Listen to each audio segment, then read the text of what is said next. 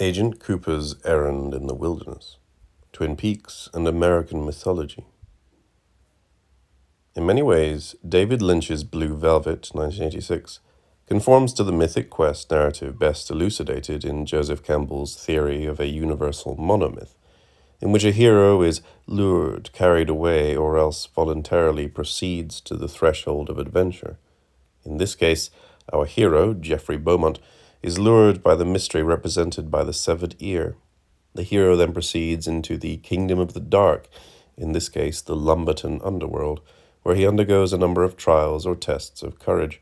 Following this, Campbell continues, the hero eventually undergoes a supreme ordeal and gains his reward. The triumph may be represented as the hero's sexual union with the goddess mother of the world, sacred marriage, or by his recognition by the Father Creator, Father Atonement. These rewards, moreover, inevitably provide the hero with an expansion of consciousness, illumination, transfiguration, freedom. And sure enough, Geoffrey, after his flirtation with the woman of the underworld, Dorothy, is reunited with Sandy in sacred marriage. She is at one point presented in the imagery of the church, is recognized by father figures, both his biological father and Detective Williams, in whose eyes Geoffrey has gained much esteem, and most importantly, he experiences an expansion of consciousness.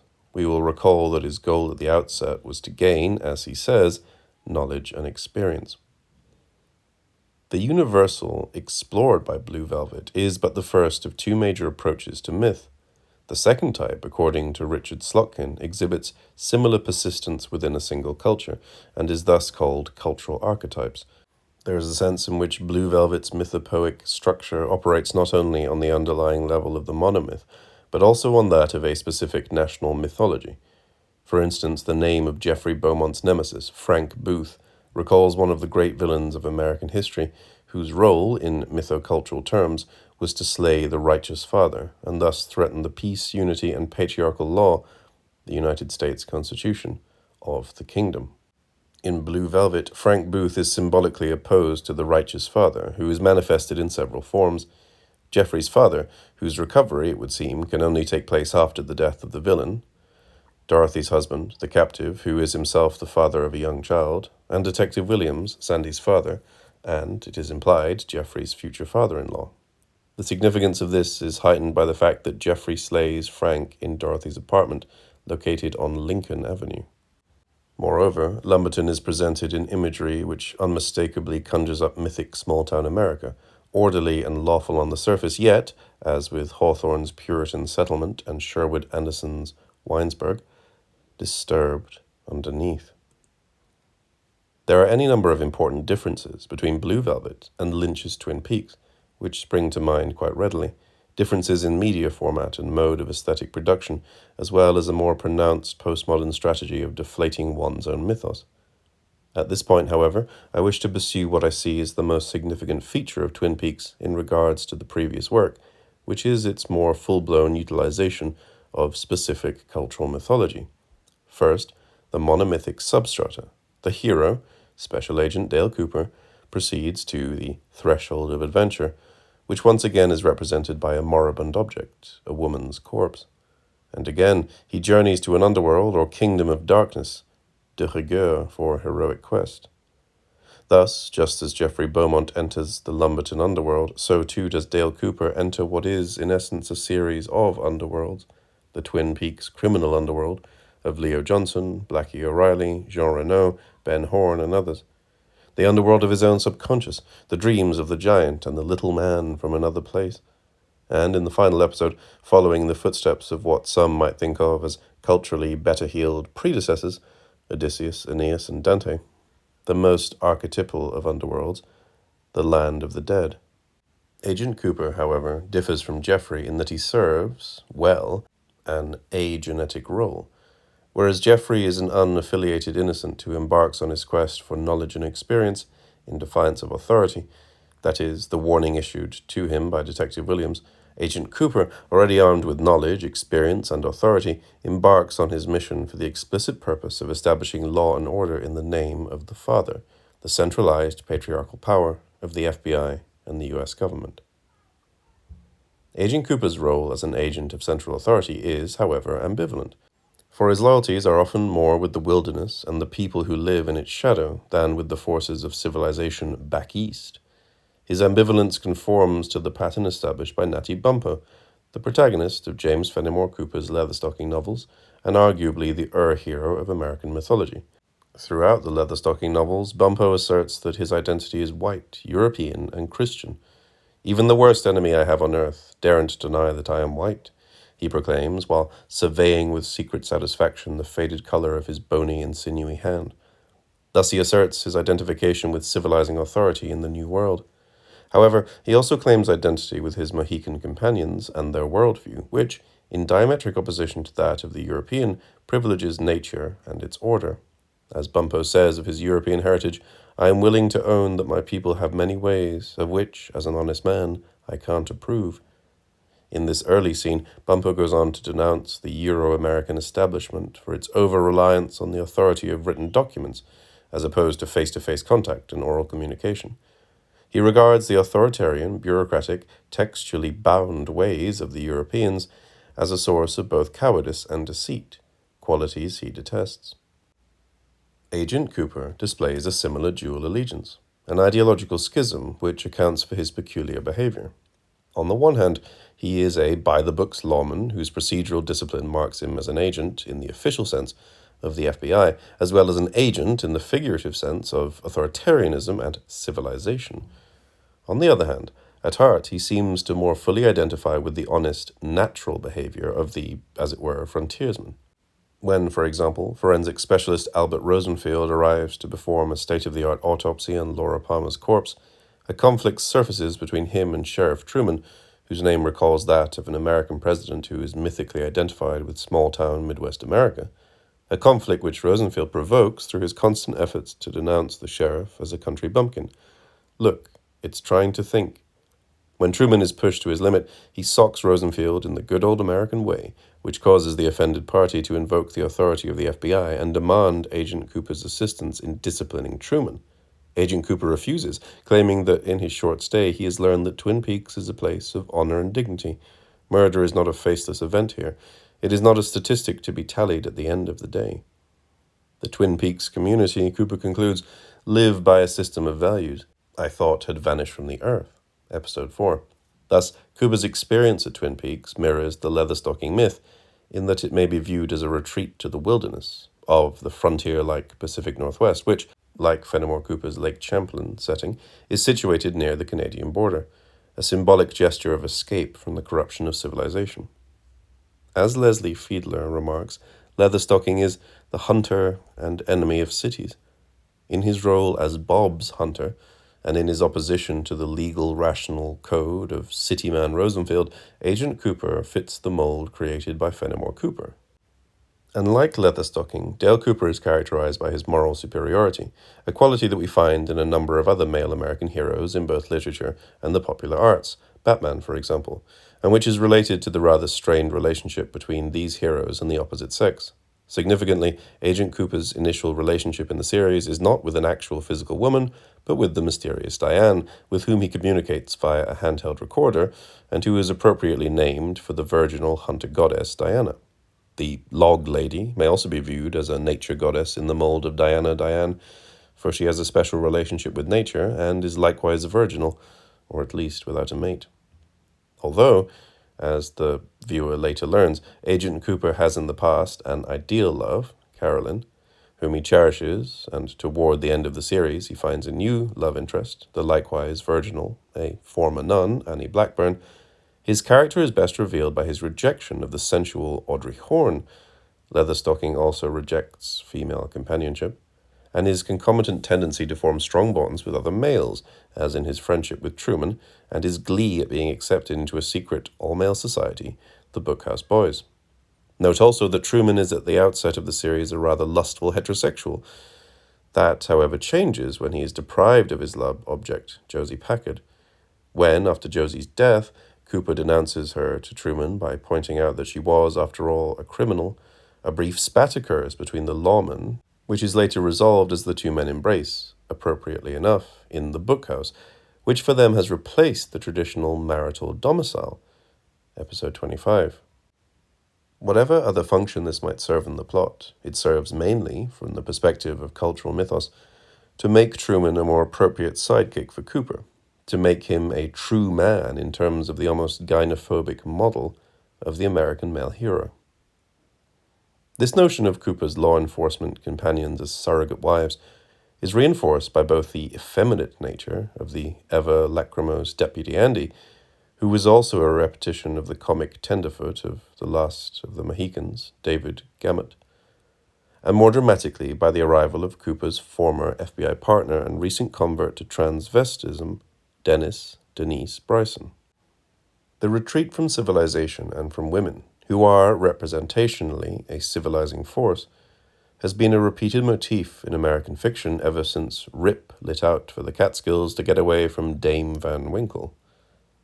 As Fiedler remarks, the typical male protagonist of our fiction has been a man on the run, harried into the forest or out to sea, anywhere to avoid civilization, which is to say, the confrontation of a man and woman which leads to the fall of sex, marriage, and responsibility. It is this retreat to nature and childhood which makes our literature so charmingly and infuriatingly boyish. It seems more than coincidental that when Agent Cooper makes such a fall in the last episode, he is soon thereafter possessed by the evil spirit of Bob, his punishment, as it were, for giving in to a woman. There are a number of other affinities between Dale Cooper and Fenimore Cooper's hero, affinities which lead one to suspect that the repetition of the name Cooper, which you have no doubt noticed by now, is either intentional or uncannily apropos. For instance, Agent Cooper's formalized diction and rather absurd assertions about the purity of the wilderness and the moral superiority of its people are not unlike the speeches made by Leatherstocking in Cooper's novels, the artificiality of which caused Mark Twain to cite Fenimore Cooper for a number of literary offenses. More important, however, is Agent Cooper's most salient trait, his love of nature. As Slotkin remarks, an American hero is, if nothing else, a lover of the spirit of the wilderness. This male nature lover archetype has deep American roots, indeed dating back to the Daniel Boone myth as recorded by John Filson in the 1780s. The Filson narratives portray Boone not only as a lover of the wild, as with Cooper, it is his most distinctive trait, but also as a hunter with almost superhuman perception, particularly his visual acuity, as demonstrated by ability to hunt deer at night. Agent Cooper possesses similar powers, as in the incident in which he spots, on a videotape, the reflection of James Hurley's motorcycle in Laura's eye. In what is yet another odd coincidence, Daniel Boone, like Dale Cooper, was born to Pennsylvania Quakers and was raised in their traditions. Slotkin's description of Boone's character and background serve as well for Dale Cooper. His personal philosophy of life combined the Indian love of hunting, personal freedom, and combat with the Quakers' scrupulous morality, disapproval of cruelty and waste, and gentleness toward the helpless. Furthermore, Agent Cooper's love of nature is vitally linked to his, and the American hero's, strained relationship with women. Indeed, nature itself, or more precisely, a spiritualized concept of nature, along with the companionship of other male hunters, becomes a replacement for women. In this regard, it is important to note that, as with Diane, the central figure of the first narrative arc, Laura Palmer, is likewise less an actualized being than a spiritual presence who exerts her power from beyond the grave through her tapes and diaries, not to mention Cooper's dreams. It's almost like they didn't bury you deep enough, says Donna in a soliloquy at Laura's grave, episode 11. In its most extreme form, the male hero's love of nature becomes transformed into a kind of mystic philosophy, and thus there is a direct connection between, on the one hand, the more down-to-earth love of the wild we find in Daniel Boone and Leatherstocking, and, on the other hand, Emerson's transcendental movement of the 1840s, whose proponents, Thoreau, nature hero of his own autobiographical text in particular, often dabbled in Eastern philosophy. Agent Cooper partakes of both the humble and the rarefied versions of the American nature lover, for he not only gushes about the beauty of the forest, but also participates in Eastern rituals. This is illustrated by the scene in which Cooper, while blindfolded, throws rocks at a bottle while the names of the suspects are called out. This Tibetan police methodology reveals Cooper as part systematic lawman, part nature-loving transcendentalist. For every hero there is a villain, in this case Bob. It is he, of course, who perpetrated the murder of Laura Palmer. Bob is likewise responsible for the psychic affliction of Ronette Pulaski, the murder of Laura's cousin Madeline, and the demonic possession of both Leland Palmer and, in the final seconds of the series, Agent Cooper. His business, then, is in essence murder and captivity, and thus he too conforms to a central character type in the national mythology, namely the evil Indian. Please hold the obvious objection for a moment. The Native American was an important element of American mythology in its early phase, particularly in that he became the recipient of European dualism, the Manichaean strain of Christianity which insists on seeing the world in moral dichotomies. In Fenimore Cooper, for instance, we have the noble Indians, Chingachgook and his son Incas, and their nemesis, the villain of the Last of the Mohicans, Magua. Interestingly enough, just as Twin Peaks begins with the mystery of Laura Palmer's captivity and murder, so too is Fenimore Cooper's novel propelled by Cora's captivity at the hands of the villainous Magua. The evil Indian type is often portrayed as a captor of European womanhood. Moreover, Bob's cruelty, as evidenced by the terror experienced by Ronette Pulaski, the escaped captive, further links him to the evil Indian archetype. We should also take note of the fact that there is some difficulty in discussing Bob as a character in the usual sense, for he is not so much a human being as he is evil incarnate. The evil Indian archetype shares this characteristic. In one text from the Elizabethan era, Hakluyt's Principal Navigations, the Native Americans are described as being altogether void of humanity, and in Fenimore Cooper's text, which is one of many cultural descendants of the early European projections upon the Native American, the call of the Indian is described as neither human nor earthly. Thus, although he is not an evil Indian per se, Bob fits the archetype in its essence. He also fits the description in a number of superficial ways. The fact that he dwells in the forest, beyond the perimeter of the village, in, appropriately enough, Ghostwood Forest. His long, oily hair and his grimace and threatening postures also recall some of the more obvious signs of the archetype. Finally, on several occasions, while in possession of his victims, Bob causes them to bloody their foreheads. Indeed, when he decides to abandon Leland Palmer, he does so by repeatedly smashing the victim's head into a metal projection on the door of the jail cell, and shortly after he has taken possession of Dale Cooper, he forces him to smash his head into a mirror. In both cases, the victim receives a bloody gash across his forehead, thus mimicking the most feared of the evil savage's practices, the scalping ritual. Bob, like the Puritan black man of the forest, and the evil Indian, as he appears throughout American mythology, is a projection of the psyche, for like the evil Indian, Bob lurks, first and literally, in the dark wilderness, and second, and metaphorically, and hence more precisely, in the Euro-American imagination, as an archetype of the unconscious that is projected outward on the original inhabitants of the land that, like the unacknowledged dark side of the subconscious, must be, according to the authoritarian superego, tamed. The projected nature of Bob is revealed in Rosenfield's philosophic cliché. Perhaps Bob is just the evil men do. The imaginative dynamics of this projection are further demystified by the question posed by Agent Cooper to the incredulous initiate Truman. When Truman questions the existence of Bob, Cooper remarks, "Is it easier to believe that a father raped and murdered his daughter?" Episode 17. Thus, Bob is a construct, a belief that reassures that such reprehensible crimes could not have been committed by a bastion of middle-class respectability such as Leland Palmer. It is important to recognize that Bob, in his role as the evil Indian, is counterpoised by his diametric opposite, the noble savage, albeit in rather subdued form, in Deputy Hawk, friend of the white man, who yet preserves some of his Indian ways, and is possessed of mystic knowledge. We are told that he is the son of a Zuni shaman.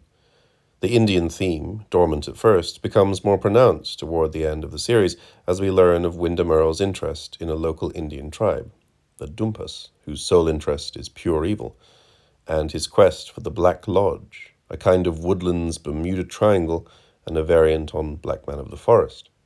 Appropriately, ancient Indian petroglyphs contain the keys to the Black Lodge and its secrets. Even more appropriately, Wyndham Earle is counterpoised by Major Briggs, who, as part of Project Blue Book, has turned his attention from the random chatterings of deep space to the secrets of the wilderness. In this way, Briggs indicates an essential historical link between the Kennedy administration, NASA mythology of the last frontier, and the early American frontier mythology from which, after all, the notion of outer space as a frontier is derived. Bob is clearly the epicenter of evil and the focus of the core narrative of the series.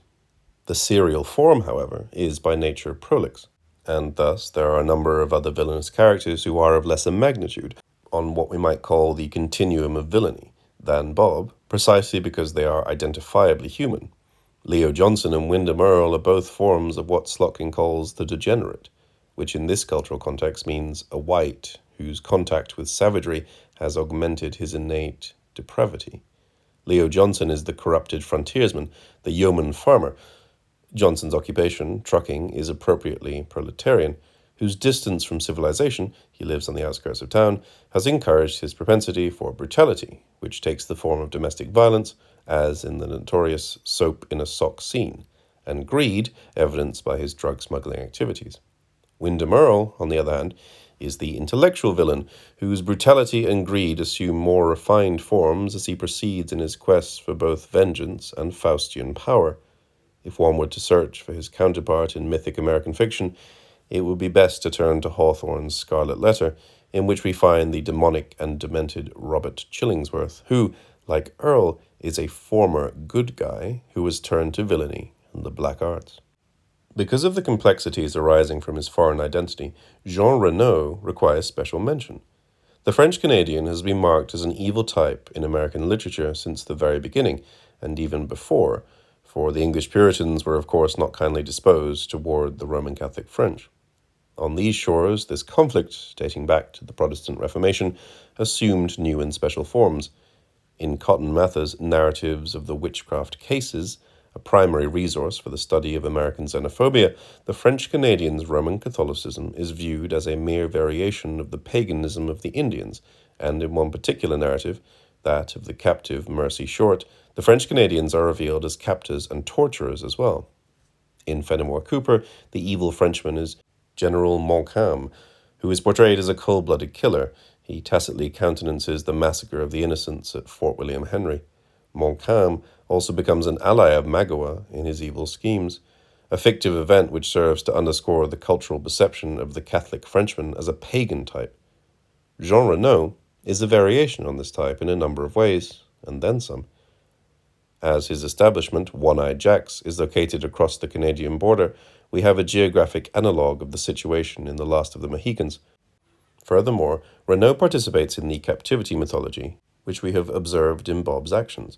Indeed, his captivity of Audrey Horne, who is, despite her transgressions, a Puritan at heart, and thus fittingly introduced herself to Blackie as Hester Prynne, episode 7, mirrors the central action, Bob's literal captivity and murder of Laura Palmer, and his spiritual captivity of her father Leland.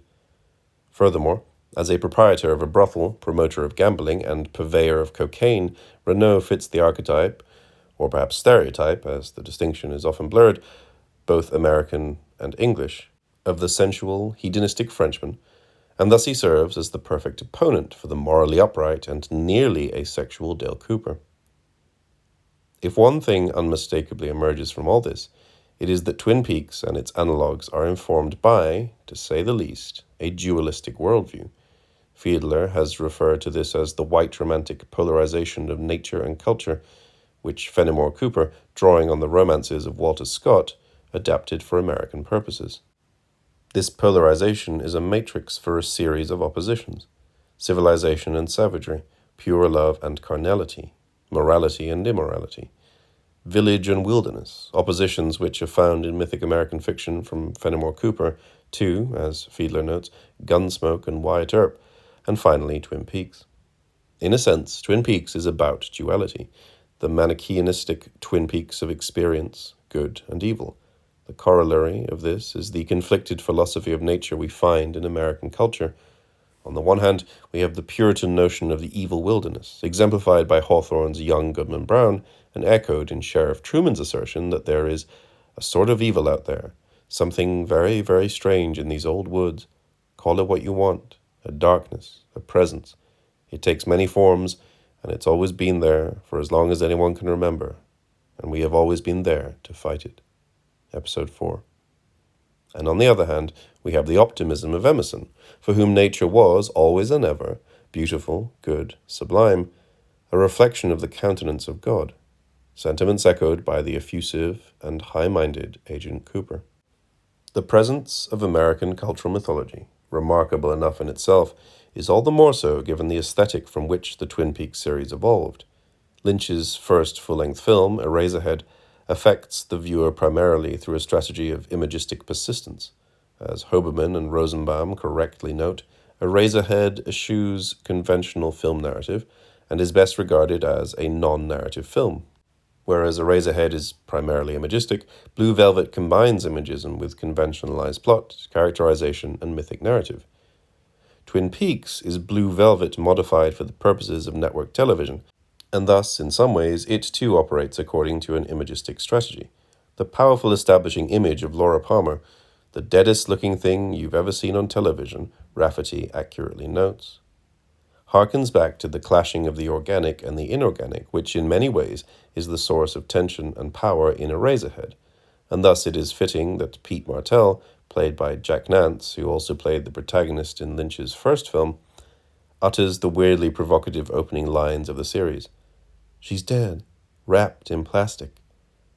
And again, as in Lynch's previous work, we find in Twin Peaks a preoccupation with image motifs, such as the celebrated traffic light which swings in the wind, and, like that romantic talisman, the Aeolian harp, reveals the intersection of human artifice and the invisible hand of nature.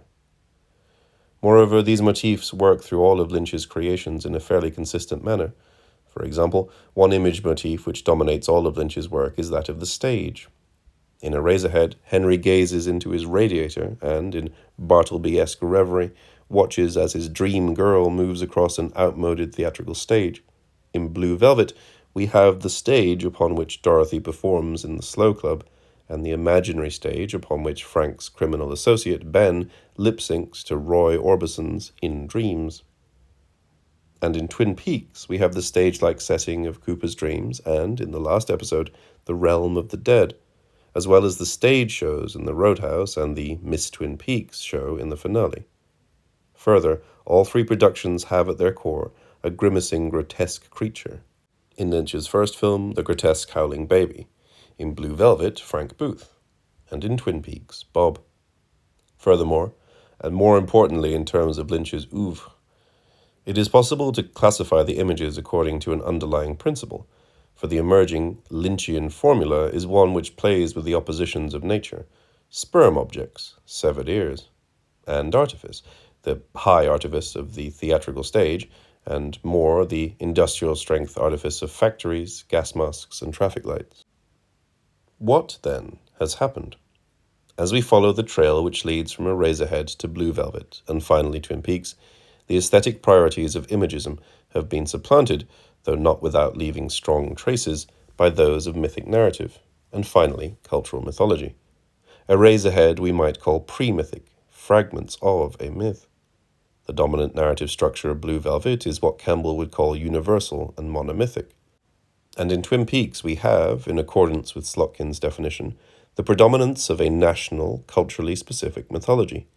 It seems to me that the seeds of such a transformation were already present in Eraserhead, for in its dualism, gynophobia, and the terror-wonder of the natural order which is engraved into its imagistic structure, we indeed may glimpse a privatized form of American mythology. One final note. Contrary to the observations made in this paper, popular appraisal holds Twin Peaks to be postmodern, culturally transgressive, offbeat, and anything but traditional. And it is true that Twin Peaks did operate according to the postmodern codes, conventions, of the destabilizing juxtaposition, violence, grief, and downright tragedy counterpointed by an ongoing policemen and their donuts motif and campy humor. Parody, who could deny that Twin Peaks satirically mimics the form of daytime drama, and reflexivity. The characters are often seen viewing a television soap titled Invitation to Love. It is furthermore important to note the way in which Twin Peaks constituted a major formal innovation vis-a-vis the rather rigid parameters of televisual narrative. Indeed, one of the most important things about the series is the way it takes TV dramaturgy by the throat to shake it out of its facile emotionalism and push on through to some kind of madhouse opera. If the golden age of television attempted to import the qualities of stage drama to television, and Norman Lear's work in the 1970s attempted to engrave social criticism on the template of situation comedy, then perhaps we can say that Twin Peaks attempted to bring the cinematic qualities of the art film to television, something that the quality television moment, with which Twin Peaks co-creator and former Hill Street Blues writer Mark Frost is associated, has failed to do. Nonetheless, as important as this strategy may have been to the series, it seems to me that the appeal of Twin Peaks had a far deeper wellspring, one which is traditional, essentially mythic, rather than stylistic or parodic, or for that matter imagistic. One which has its locus, for better or worse, in the most fundamental myths of American culture.